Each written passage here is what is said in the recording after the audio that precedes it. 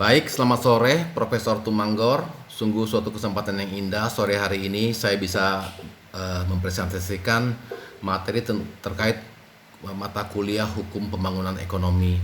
Hemat kami, mata kuliah Pembangunan Ekonomi ini adalah eh, sesuatu yang sangat menarik, hukum ekonomi pembangunan ini, karena ini konkret langsung berhubungan dengan kami orang-orang di lapangan, orang-orang bisnis.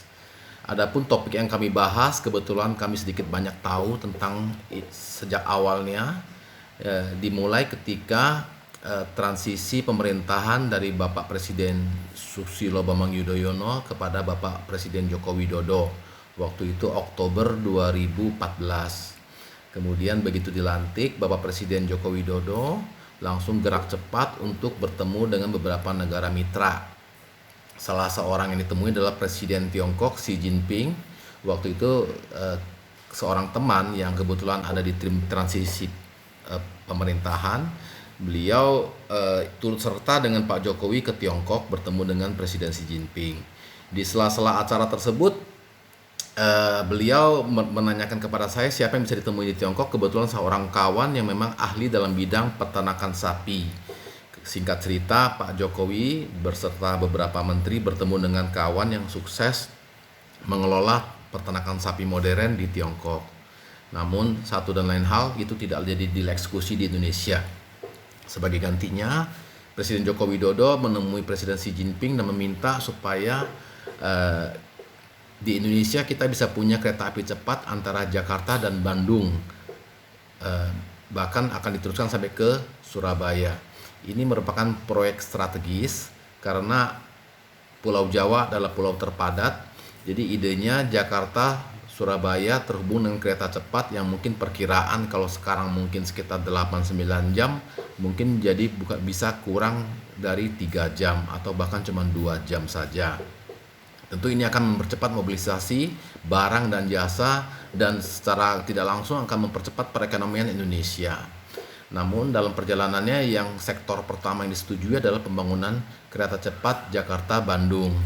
Ini merupakan pilot proyek, merupakan suatu proyek pertama untuk percontohan bagaimana seharusnya pembangunan infrastruktur terutama kereta api berjalan di Indonesia. Nah, yang saat ini kita akan juga membahas tentang landasan hukum untuk eksekusi dari proyek strategis nasional. Ini sangat terkait dengan mata kuliah Hukum Ekonomi Pembangunan. Jadi kita akan bahas satu persatu tentang dasar hukumnya. Yang pertama adalah dasar hukumnya dibuat tahun 2015 dengan Perpres. Pertama adalah Perpres 107 tahun 2016. Perpres 107 tahun 2015 tentang percepatan penyelenggaraan prasarana dan sarana kereta cepat antara Jakarta dan Bandung. Perpres ini sangat umum, sangat general, belum memasukkan hal-hal teknis. Kemudian dalam perjalanan Perpres ini juga mengalami beberapa kendala, diantaranya kereta api cepat Jakarta-Bandung melewati 8 kota kabupaten. Jadi setiap kota kabupaten tentunya ingin merasakan manfaatnya kereta api cepat lewat daerahnya. Mereka beberapa kepala daerah mengusulkan agar daerahnya ada stasiun kereta api cepat ini. Jadi kan 8 kota kabupaten berarti ada 8 stasiun. Nah, jika ada 8 stasiun akhirnya bukan jadi kereta cepat tapi kereta reguler, kereta biasa. Nah, ini tentunya menjadi kendala lagi. Buat apa punya kereta cepat tapi berhenti di semua stasiun? Karena yang mau di-connect, yang mau dihubungkan adalah Jakarta dan Bandung. Kabupaten-kabupaten sekitarnya bukan merupakan objek utama daripada kereta api cepat ini. Singkat cerita, dibutuhkan waktu dan pemahaman kepada para kepala daerah ini sehingga bisa memahami bahwa ini adalah kereta cepat. Hal kedua adalah terkait dengan pembebasan tanah. Ini sesuatu yang sangat klasik di Indonesia, bahwa setiap proyek nasional yang melibatkan pembebasan tanah akan sangat memakan waktu karena banyak sekali kendala-kendala, klaim tumpang tindih antara para pemilik baik yang sah maupun yang penggarap. Kemudian ketiga juga ada kendala-kendala kultural di mana pernah terjadi di daerah sekitar Halim, lapangan udara kita di daerah sana yang juga merupakan lapangan udara angkatan udara. ada pekerja insinyur Tiongkok yang sedang mengukur-ukur. Kemudian insinyur Tiongkok ini adalah sesuatu yang lumrah di sana untuk menggunakan seragam loreng-loreng dalam bekerja. Tapi ini tentunya tidak umum di Indonesia, seorang pekerja kasar, seorang pekerja proyek menggunakan baju pakaian loreng-loreng. Akhirnya terjadi miskomunikasi dan orang insinyur ini ditangkap sehingga terjadi perlambatan pembangunan akibat ini. Akibatnya setelah terjadi beberapa kendala perlambatan secara umum, terbitkanlah Perpres baru yaitu pada tahun 2021, yaitu Perpres nomor 93 tahun 2021 tentang perubahan atas peraturan Presiden nomor 107 tahun 2015 tentang percepatan penyelenggaraan prasarana dan sarana kereta api cepat antara Jakarta dan Bandung. Nah, ini merupakan Perpres yang terbaru yang memungkinkan kita mempercepat penyelesaian kereta api cepat Jakarta Bandung ini. Karena kalau tanpa Perpres ini kelihatannya akan sulit dilaksanakan. Beberapa perubahan utama antara lain. 1. Peraturan Presiden nomor 107 2015, Pimpronya atau pimpinan konsorsium adalah PT Wijaya Karya Persero Tbk. Ini adalah perusahaan konstruksi BUMN yang orientasinya tentunya adalah pembangunan. Sedangkan pada Perpres 93 tahun 2021, pimpinan konsorsiumnya adalah PT Kereta Api Cepat Indonesia Persero. Tentunya ini adalah dua paradigma, dua hal yang berbeda. PT Wijaya Karya melihatnya sebagai perusahaan konstruksi saja, sedangkan PT Kereta Api pasti melihatnya sebagai jasa. Jadi dua PT yang berbeda, orientasi berbeda, tapi kelihatannya dirubah menjadi yang lebih berorientasi services, yaitu Kereta Api Indonesia, dengan anggota konsorsium yang tidak berubah. Pertama Kereta Api Indonesia, kedua PT Wijaya Karya, ketiga Jasa Marga, dan keempat Perkebunan Nusantara 8. Jadi di sini terlihat jelas tegas bahwa dari BUMN yang sifatnya konstruksi menjadi BUMN yang sifatnya jasa pelayanan transportasi. Selanjutnya, Perpres ini juga membahas hal lebih mendetail, yaitu konsorsium badan usaha milik negara dapat diwujudkan dalam bentuk perusahaan patungan. Jadi sekarang sudah ada kelihatan bahwa ini ada orientasi untuk mencari untung, mencari hal-hal yang sifatnya komersil. Kemudian yang kedua adalah dibentuk Komite Kereta Api Cepat antara Jakarta dan Bandung yang dipimpin oleh Menko Marves. Ini menjadi tempat penasihat atau tempat pengawasan daripada konsorsium ini. Yang anggotanya adalah Menteri Keuangan, Menteri BUMN, dan Menteri Perhubungan. Jadi ada 4 kementerian teknis yang mengawasi, mengkoordinir Kereta Api Cepat Jakarta Bandung.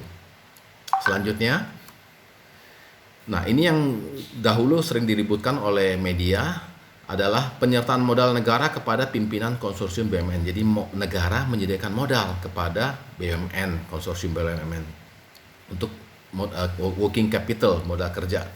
Kemudian kedua, penjaminan pemerintah atas kewajiban pimpinan konsorsium BUMN. Jadi jika PT Kereta Api berhutang kepada bank, berhutang kepada pinjaman lunak luar negeri maupun pinjaman-pinjaman lain, pemerintah adalah penjaminnya. Dan ketiga yang juga berubah aturan mainnya adalah ketentuan lebih lanjut mengenai komite atau komite pengawasan diatur oleh peraturan Menko Marves. Jadi Menko Marves juga adalah CQ, ketua komite pengawasnya. Lanjut, Perpres 93 2021 menjelaskan dengan gamblang peranan Kementerian BUMN. Ada 6 yang strategis. Pertama, mengatasi kenaikan dan perubahan harga, perubahan biaya. Ya, tentu jelas ya. Jadi kereta api yang asalnya dimulai 2015 dan direncanakan selesai dalam waktu 2 tahun, akhirnya menjadi 7 tahun. Nah, ini tentunya biaya berubah, bahan baku berubah, dan sebagainya, harga-harga yang naik dan kurs juga, sehingga pasti ada penambahan biaya. Kedua, proyek ini disarankan untuk direview bersama BPKP, yaitu Badan Pengawas Keuangan dan Pembangunan. Jadi ada dua pengawasnya bersama antara BUMN dan BPKP. Ketiga, laporan dari